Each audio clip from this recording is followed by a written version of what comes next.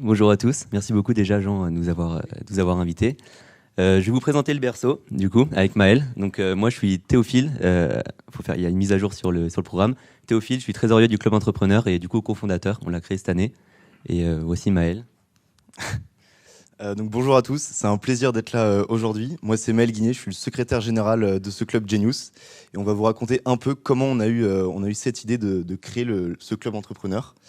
Donc il faut savoir que l'entrepreneuriat, donc je vois qu'il y a à peu près des promos 80, 90. Quand on sortait de l'école, c'était pas quelque chose d'évident. Aujourd'hui, c'est beaucoup plus ancré dans les esprits, l'entrepreneuriat, et on souhaite mettre à disposition un service d'accompagnement. Donc on a remarqué qu'à l'ECAM, dans notre école d'ingénieurs, il y a beaucoup d'idées, beaucoup d'innovations, et ces idées, elles méritent de voir le jour. Sauf que c'est très vague l'entrepreneuriat, on ne sait pas toujours par où commencer. Et donc une des premières missions de Genius et Cam Lassalle, c'est d'accompagner ces idées, d'accompagner le début, et après, pourquoi pas se tourner vers des organismes plus professionnels comme Tech 360. Mais nous, on intervient vraiment au début de l'idée. Un autre de nos objectifs, c'est de sensibiliser à l'entrepreneuriat. Donc on souhaite faire des conférences là-dessus. On souhaite apporter des compétences clés dans le domaine, que ce soit du marché, de la finance, tout ça. Des compétences qu'on ne retrouve pas toujours à l'école et qui sont pourtant essentielles qu'on entreprenne ou pas plus tard. Ça sert toujours dans la vie professionnelle. Donc là on est ici chez les alumni, et donc on a tous conscience de l'importance du réseau, et enfin la force même d'un réseau. Et nous, on a aussi un peu cette force dans le sens où on a rejoint cette année Genius Global. Donc, c'est une association à l'échelle française qui fédère les associations d'entrepreneuriat étudiants à travers la France. Donc, il y a 25 écoles et il y en a 4 à Lyon. Donc, c'est pour ça que nous, on s'appelle Genius et Cam Lassalle. Donc, voilà, on est une antenne lyonnaise de Genius Global. Et donc, c'est une grande chance d'avoir rejoint ce réseau et on en prend conscience. On prend conscience de l'importance d'un réseau parce que ça nous apporte plein de choses, du conseil, beaucoup de conseils, en fait, beaucoup de partage. Et donc, voilà, c'est une grande force pour nous. Donc, voilà, maintenant, on va arriver un peu sur le concret. Donc, tu nous avais demandé quelques exemples de clubs, de start-up. Donc, je peux vous parler, par exemple, de Rémi. Rémi, c'est un étudiant en deuxième année. Et lui, ça a toujours été quelqu'un d'assez bricoleur. Il travaillait beaucoup dans les Fab Labs, il construisait de ses mains. Et lui, ça lui est venu l'idée de se dire, allez, je vais fabriquer une extrudeuse plastique. Alors, une extrudeuse plastique, c'est une petite machine dans les 200 € qui recycle le fil plastique le fil en plastique, voilà, des imprimantes 3D. Et donc, il a créé ça de toutes pièces, il a commercialisé, donc c'est quelque chose qui fonctionne maintenant. Et donc, lui, il a rejoint le club et on a pu le conseiller, lui apporter certaines choses. Alors, de notre humble opposition, parce qu'on n'est pas des vrais entrepreneurs, on est tout jeunes, mais voilà, on l'a aidé, on l'a accompagné. Et tu peux peut-être présenter une deuxième. Ouais. Allez. Donc quand on est étudiant, c'est bien parce qu'on a beaucoup de temps, on a beaucoup d'énergie à consacrer. Et quand on n'est pas étudiant non plus aussi. Hein. Et du coup, on a 2 membres de Genius qui sont venus en début d'année, qui avaient cette volonté d'entreprendre, de faire, de créer, et qui n'avaient pas encore l'idée. Et l'idée, elle est venue dans l'année. Elle est partie du constat que manger, la pause du midi, c'était court. Et aller chercher son repas, ça prenait du temps. Ils ont donc voulu mettre en place des étuves chauffantes avec des casiers individuels où le midi, on vient récupérer son plat. Et en quelques secondes, on a un plat de qualité chaud. Donc ça, c'est l'idée qu'ils ont eue. Et pour cela, ils ont commencé avec une semaine de tests. Et ils ont analysé le marché, tout ça. Et durant leur semaine de test, ils ont déjà fait plus de 200 ventes de repas.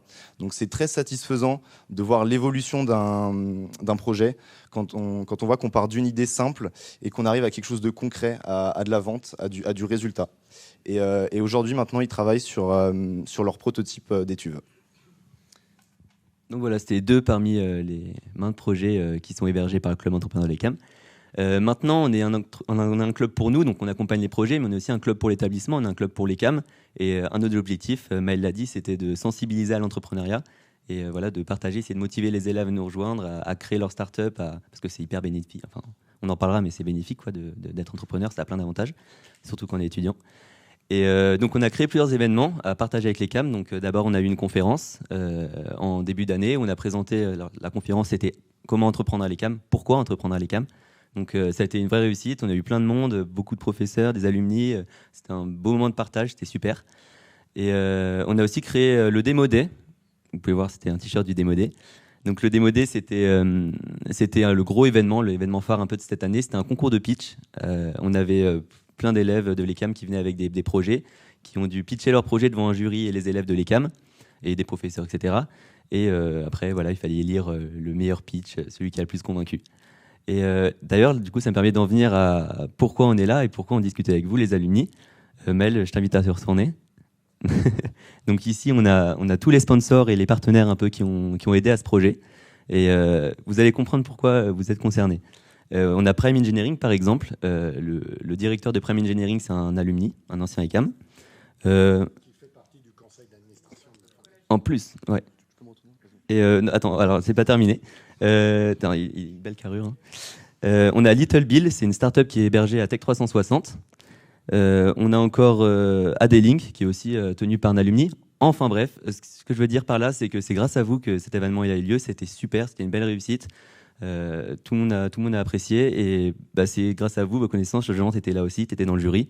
Vous avez pu apporter plein de choses, des conseils, etc. Et c'était un super bel événement. Et donc, je suis très heureux d'avoir partagé ça avec vous. Et voilà. Et donc, Maël va vous parler un petit peu de ce qu'on compte faire avec vous pour plus tard, pour terminer. Donc pour la première année du club, on est vraiment très content de ce qu'on a pu apporter. On a vu de par les retours qu'on a eu, le nombre de personnes à nos événements, que ce club est vraiment justifié. Il a sa place dans l'école et on souhaite voir plus grand pour l'année prochaine, faire toujours plus d'événements, organiser plus de choses. Donc on veut faire des conférences, on veut mettre en place du mentoring, on veut faire des ateliers de créativité, tout ça. Bref, les idées ne manquent pas. Et pour ça, on a besoin de vous, on a besoin de la richesse du réseau ECAM Alumni. Et on espère pouvoir échanger, pouvoir partager des expériences et voilà, autour de l'entrepreneuriat. Je vous remercie et on répondra avec plaisir à vos questions. Je vais les provoquer. N'hésitez pas à leur poser des questions. Hein.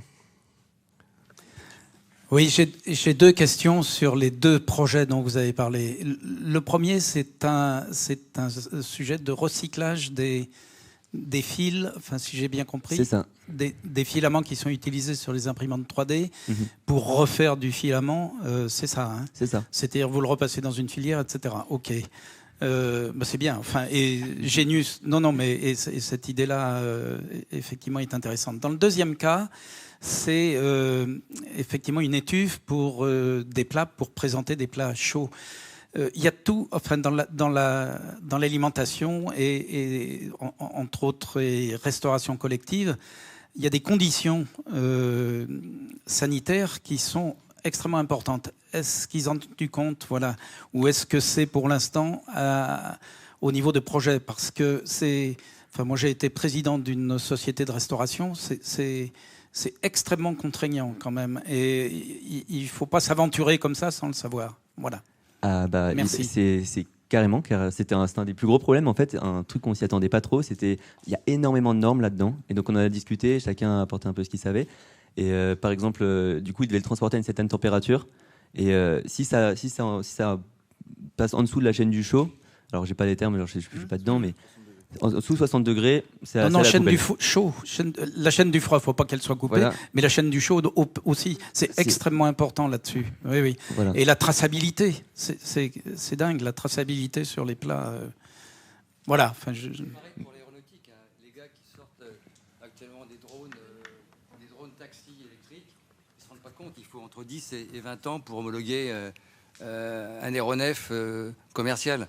Donc il y a des... Bon, il y a des idées qui sont bien, mais elles ne tiennent pas la route au niveau des règlements. Et ça demande...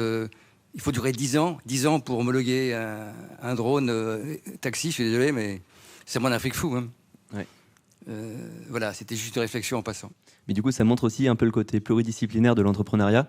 Vous mettez bien le point dessus, dans le sens où c'est pas qu'il y a de la technique, c'est sûr, un petit peu parfois il n'y en a pas aussi.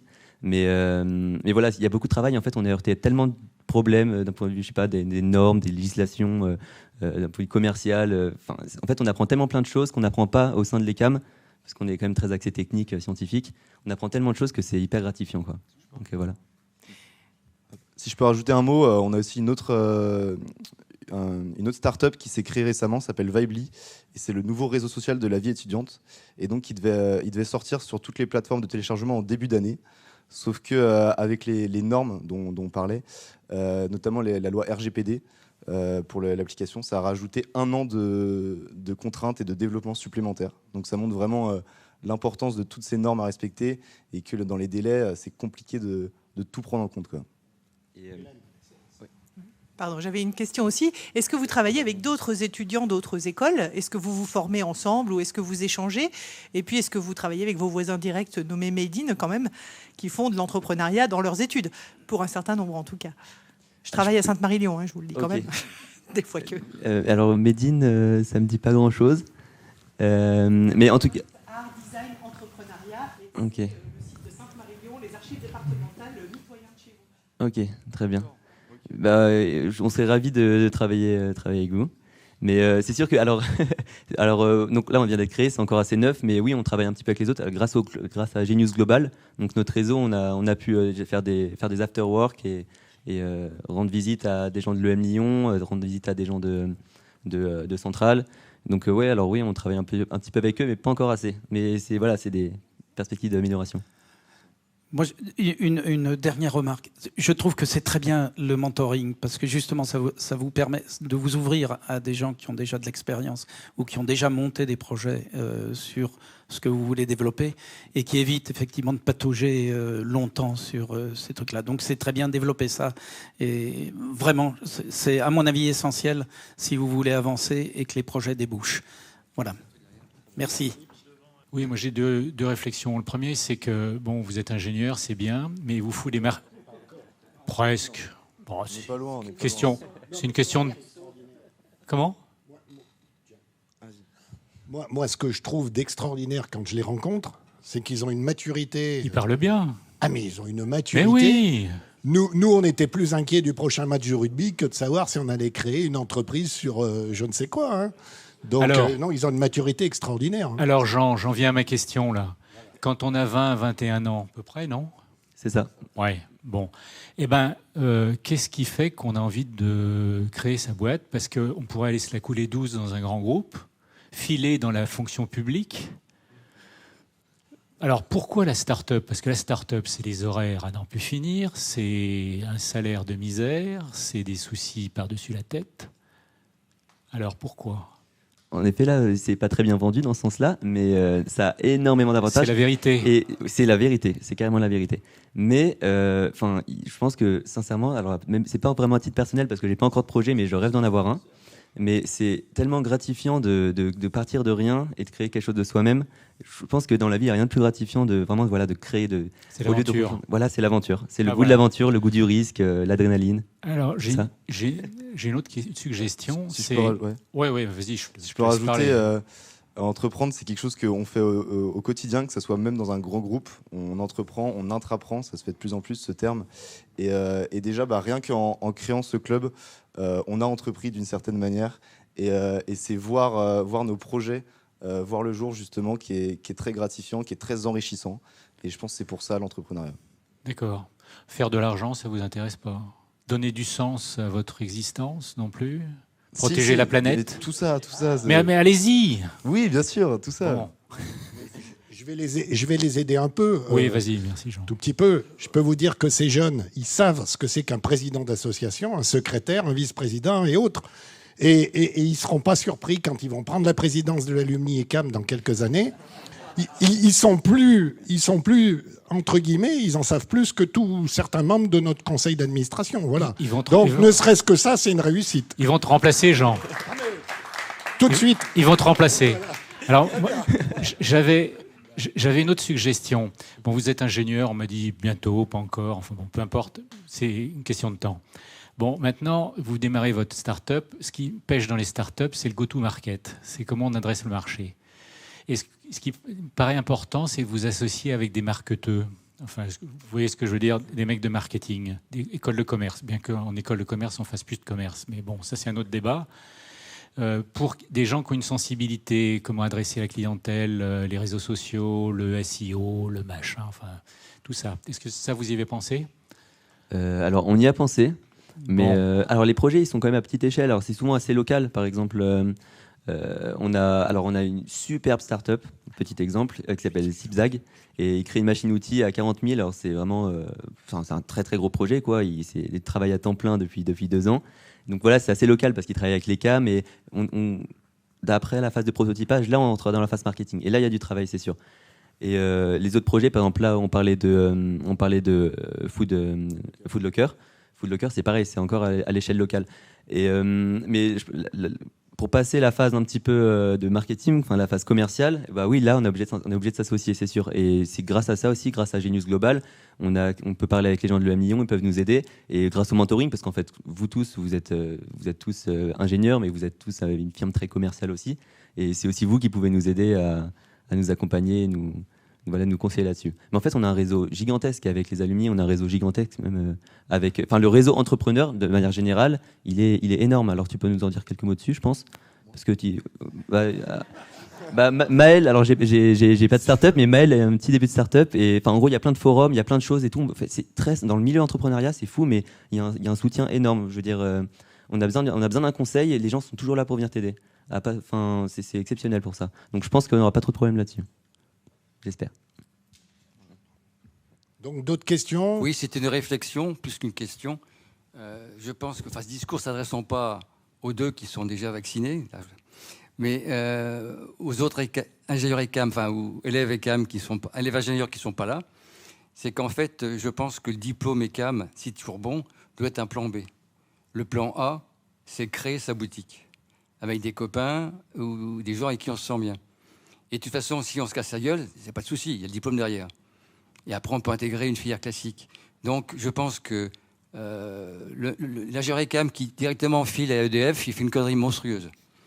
Et EDF, vous voyez ce que je veux dire, hein. En plus, EDF, qui est vraiment la boîte... je parle pas d'Areva, qui est encore plus pourrie. Maintenant, ça s'appelle Orano, mais c'est pareil. Hein. C'est l'école du mensonge. Bon, oui, non, mais il n'y a pas de souci. Hein. Je peux argumenter. Hein. Et donner des exemples précis. Donc, le plan A, c'est la start-up avec des copains. Et le plan B, c'est vous vous prostituez sur le marché du travail, comme les autres. Voilà. Bon, je te remercie. J'ai commencé ma carrière chez Framatome, donc je l'ai pourri. Bon, mais j'y suis pas resté. Hein. Bon, voilà. Ouais, Donc, d'autres questions? Oui, Pierre. Moi, je voudrais faire 2 commentaires personnels. Déjà, Maël, quand tu as dit qu'on peut entreprendre au sein d'une grande entreprise, au sein d'une administration, je dis 1000 fois oui. Il faut y croire. Et on peut effectivement changer les choses, donner du sens.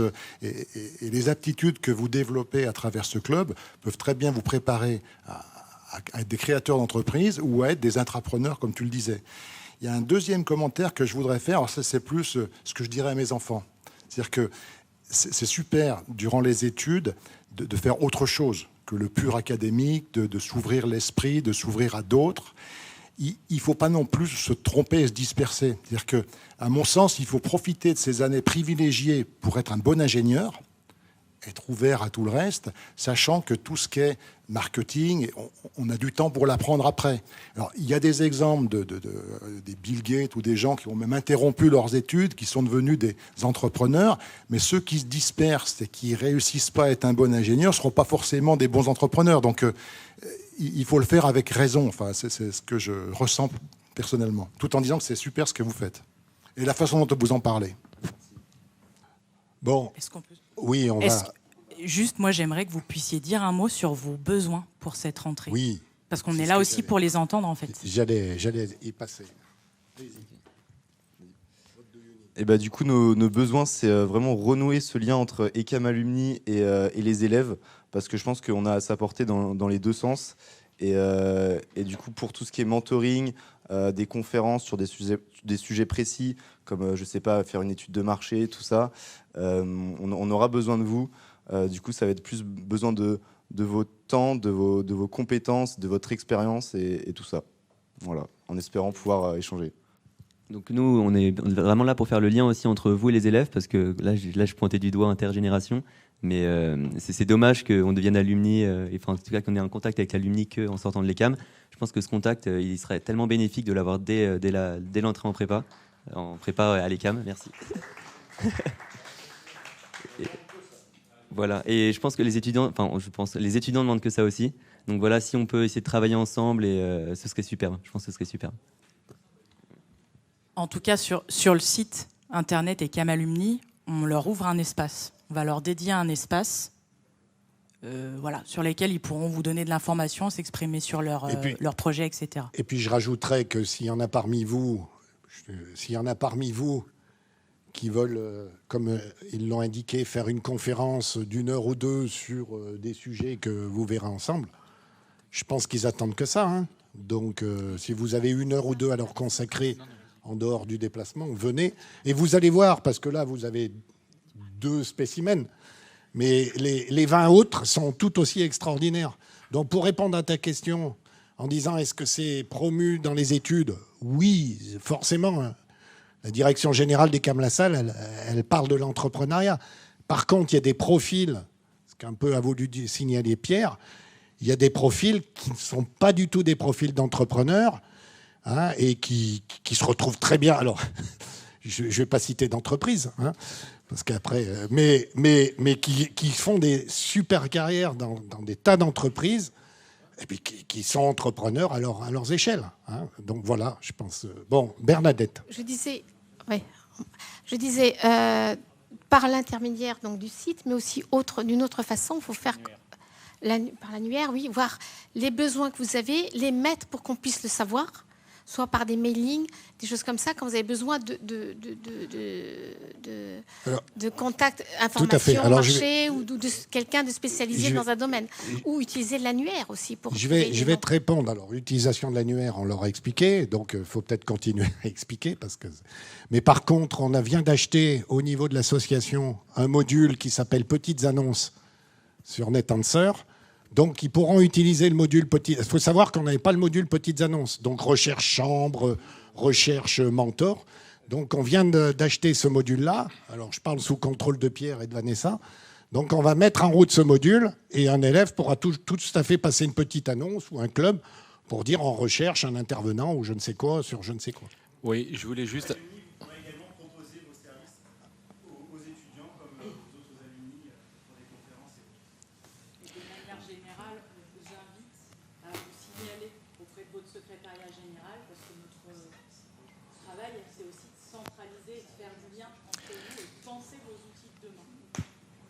Je voudrais intervenir sur le sujet parce que les espaces sur les sites, c'est très bien, les réseaux sociaux, c'est très bien, les mails, c'est très bien. On est submergé de tout ça. On a plein de travail dans notre vie active. Vous le verrez très vite, vous serez très vite submergé. On n'a pas tellement le loisir, le souhait ou autre de passer notre temps sur les réseaux sociaux. Il y a un outil qui est peut-être antédiluvien et qui est très peu utilisé, et je le regrette, c'est simplement le téléphone et l'annuaire. Moi, je suis délégué de promotion. Je ne suis jamais appelé par des élèves ou des jeunes débutants, alors que moi, je connais tous les gars de la promo, je connais tous de ce qu'ils font. Si on me demandait de l'aide, je serais aiguillé très facilement. Et je ne suis jamais sollicité, ni pour un stage, ni pour un emploi, ni pour une idée, ni pour rien du tout. Et ça, c'est 10 000 fois plus efficace que de mettre une petite annonce quelque part que personne ne va jamais lire. Parce que moi, quand on m'appelle, je vais répondre tout de suite. Ou si je ne peux pas, je dis écoute, je te rappelle demain au numéro, je te rappelle ce soir. Et là, tout de suite, on a la réponse. On n'a pas besoin d'attendre. Et si vous tapez sur les délégués de promotion, c'est-à-dire les gens qui sont engagés, ou délégués d'associations ou autres, eux, ils vont vous répondre. Et vous aurez tout de suite du lien. Voilà. Donc, n'oublions pas, il y a ça aussi qui existe. C'est sûr que c'est très vieux jeu, mais ça existe et ça fonctionne. Mais je vais juste rajouter, parce que j'ai un peu l'impression d'être à la clé de voûte entre 2 générations. Déjà, pour les générations qui mettent leurs petits-enfants à l'ECAM, il y a des cours de marketing maintenant à l'ECAM. Voilà, non, c'est gratuit. Et le téléphone, moi en entreprise, j'ai énormément de mal à savoir comment communiquer avec les gens. Il y a des gens qu'il faut adresser que par mail, d'autres que par téléphone, et d'autres par SMS, etc. Et la façon de communiquer, on n'a pas tous la même, et c'est pas facile, mais on va s'en sortir. Hein. Mais voilà, mais faites comme vous pouvez. On s'ennuie pas, mais je vous propose qu'on avance parce qu'on va mettre à l'honneur quand même Tech 360. Donc, je tiens à vous remercier 1000 fois. Hein.